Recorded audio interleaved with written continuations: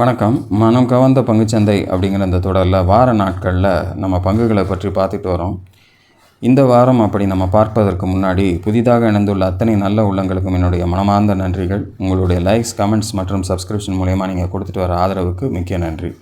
வழக்கம் போலவே நம்ம புதிய பங்குகளை பார்க்குறதுக்கு முன்னாடி நான் ஏற்கனவே இதுக்கு முந்தைய வீடியோவில் நான் சொன்னது மாதிரி நிஃப்டி 25,149 வந்து க்ளோசிங் கொடுத்துருக்கு.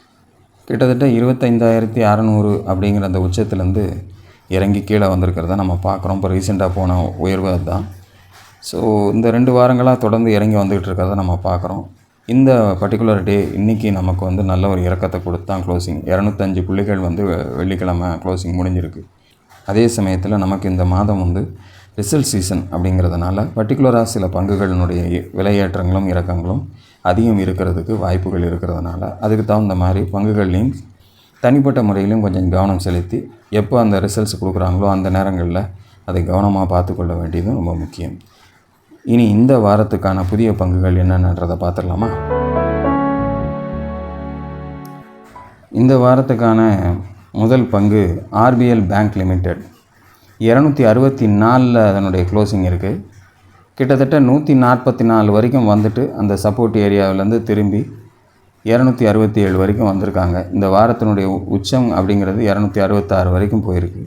ஸோ அதை தாண்டி ஒரு க்ளோசிங் கொடுக்கும்போது நமக்கு தொடர்ந்து மேலே செல்வதற்கான வாய்ப்புகள் இருக்கும் அப்படின்னு எதிர்பார்க்குறேன்.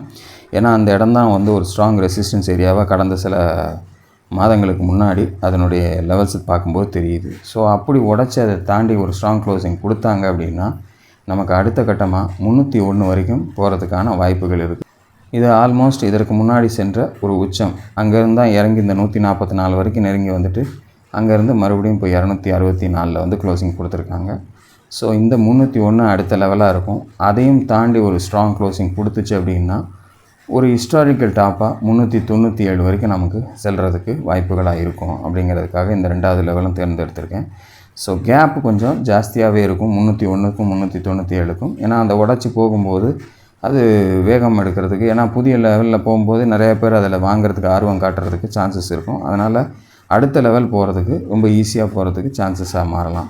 ஸோ அப்படி ஒருவேளை அந்த 397 அதையும் கட் பண்ணிடுச்சு அப்படின்னாலும் நமக்கு இன்னும் மேலே செல்லக்கூடிய வாய்ப்பு ஏற்பட்டுச்சுன்னா 456 3வது லெவலாக நமக்கு ஆர்பிஎல் பேங்க்கில் நமக்கு சான்சஸ் தரும். அப்படிங்கிறதுக்காக இந்த பர்டிகுலர் ஸ்டாக்கை தேர்ந்தெடுத்திருக்கேன். ஸோ இந்த கிராஃபை பார்த்திங்கனாலே தெரியும். 301லேருந்து இறங்கி வந்து 144 டச் பண்ணி அகைன் இப்போ 267 போய் நிற்கிது. இது 2 வாரமாக அந்த லெவலை தாண்டாமல் நின்றுக்கிட்டு இருக்குது. அந்த லெவலை கட் பண்ணிடுச்சு அப்படின்னா நமக்கு 301 அப்படிங்கிறது சான்சஸ் இருக்குது. அதை தாண்டிடுச்சு அப்படின்னா ஒரு ஹிஸ்டாரிக்கல் டாப்பை பிரேக் பண்ணதுனால நமக்கு அடுத்தடுத்த ஃப்ரெஷ் லெவல்ஸாக 397 456 நமக்கு இந்த பர்டிகுலர் ஸ்டாக்கில் கிடைக்கிறதுக்கு வாய்ப்புகளாக இருக்கும். அப்படிங்கிறதுக்காக இதை நான் தேர்ந்தெடுத்திருக்கிறேன்.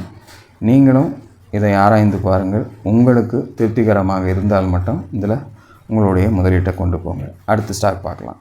நம்ம அடுத்ததாக பார்க்கக்கூடிய ஸ்டாக் வந்து ஜேபி பவர். 23 ரூபா க்ளோசிங் கொடுத்துருக்காங்க. இந்த வாரத்தினுடைய உச்சம் வந்து 24.85 ரூபா. நம்ம இந்த 24ங்கிறத நான் ஏற்கனவே 20-50 கட் பண்ணும்போது 24 வரும் நம்ம கொடுத்துருந்தது தான்.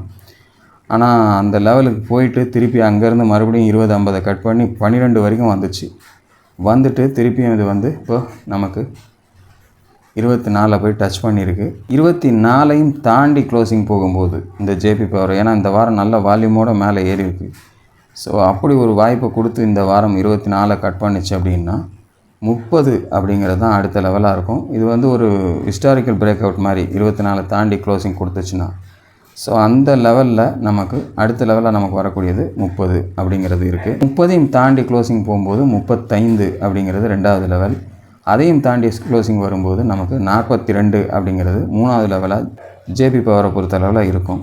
ஸோ கொஞ்சம் கேர்ஃபுல்லாகவே வாட்ச் பண்ணுங்கள். இந்த வாரம் நல்ல வால்யூமோடு ஏறி இருக்கிறதுனால வரக்கூடிய வாரம் இந்த 24 கட் பண்ணும்போது நமக்கு 30 அப்படிங்கிறது அடுத்த லெவலாக இருக்கும். 35 அப்படிங்கிறது 2வது லெவலாகவும் 42 அப்படிங்கிறது 3வது லெவலாக நமக்கு கிடைக்கிறதுக்கு வாய்ப்புகளாக இருக்கும். அப்படிங்கிறதுக்காக இதை தேர்ந்தெடுத்திருக்கேன்.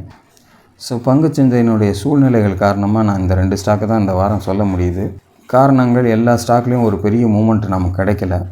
ஏற்கனவே நம்ம செலக்ட் பண்ணக்கூடிய ஸ்டாக்குகள்லேயே சிலதெல்லாம் வந்து பார்த்திங்கன்னா கொஞ்சம் மூமெண்ட் எடுத்திருந்தாலும் ஒரு பெரிய லெவலில் போய் அந்த ரெசிஸ்டன்ஸ் லெவலில் டச் பண்ண அளவு கூட நமக்கு இந்த வாரங்கள் வாய்ப்புகள் தரல. பங்குச்சந்தை தொடர்ந்து நமக்கு இந்த வாரம் நான் சொன்ன மாதிரி 25,600லேருந்து 25,150 வரைக்கும் இறங்கி வந்துட்டதுனால நமக்கு ஒரு பெரிய சந்தர்ப்பம் கொடுக்கல. இருந்தாலும் என்னுடைய கண்ணில் பட்ட இந்த பர்டிகுலராக இந்த 2 ஸ்டாக்கை உங்களுக்கு நான் ஷேர் பண்ணியிருக்கேன். ஸோ இதில் வாய்ப்புகள் கிடைச்சா மட்டும் நீங்கள் உங்களுடைய என்ட்ரிஸை கொடுங்க. நல்ல சான்சஸ் இருந்தால் மட்டும் நம்ம மார்க்கெட்டில் என்ட்ரி கொடுக்கணும். இல்லை நமக்கு அது சரியான வாய்ப்பை தராது அப்படின்ற மாதிரி நமக்கே தோணும்போது டெஃபினட்டாக கிட்டேயே போகாதீங்க. ஓரம் ஒதுங்கி இருந்து ஏற்கனவே நம்மக்கிட்ட இருக்க பொசிஷன்ஸை நம்ம எப்படி அதை ப்ராஃபிட்டபுளாக கன்வெர்ட் பண்ணுறதுங்கிறதுல மட்டும் கவனம் செலுத்தி நம்ம வேலை செய்கிறது நல்லது. ஃப்ரெஷ் பொசிஷன் எடுக்காமல் இருக்கிறது இந்த மாதிரி சூழ்நிலையில் நல்லது. நல்லா இறங்கி வரும்போது நமக்கு இந்த இடம் சரியான வாய்ப்பு அப்படிங்கிற மாதிரி தோணி நம்ம பல ஸ்டாக்குகளை நம்ம ஏற்கனவே அனலைஸ் பண்ணி வச்சுருப்போம்.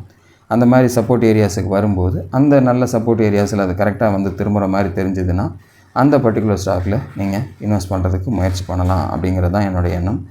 இதுதான் இந்த வாரத்துக்கான என்னுடைய தேர்வுகள். தொடர்ந்து இந்த வாரத்தில் ஏதாவது இடைப்பட்ட காலகட்டத்தில் நல்ல பங்குகள் என் கண்ணில் பட்டால் அடுத்த வீடியோவில் உங்களுக்கு அதை உடனடியாகவே பகிர்றதுக்கு காத்து கொண்டு இருக்கிறேன். அதுவரையில் நன்றி, வணக்கம்.